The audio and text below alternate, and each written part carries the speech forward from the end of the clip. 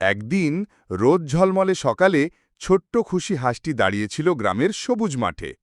তার চোখে ছিল উত্তেজনা, কারণ আজ সে প্রথমবার একটি গাছ লাগাবে। সে ঠোঁট দিয়ে মাটি খুঁড়ল। ধীরে ধীরে তৈরি হলো ছোট্ট একটা গর্ত। গর্তের ভেতর রাখল একটি কোমল আপেলের চারা গাছ। তারপর ভালোবাসা দিয়ে পানি দিল।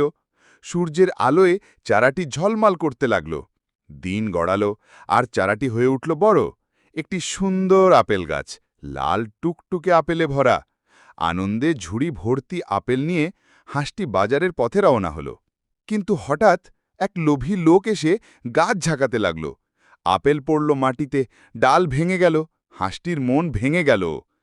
তবুও হাঁসটি হাল ছাড়ল না। সে দাঁড়িয়ে রইল গাছের পাশে, মনে মনে প্রতিজ্ঞা করল আবার সব গড়ে তুলবে। বন্ধুরা, যদি হাঁসটির এই গল্প ভালো লেগে থাকে, লাইক আর সাবস্ক্রাইব করতে ভুলবেন না।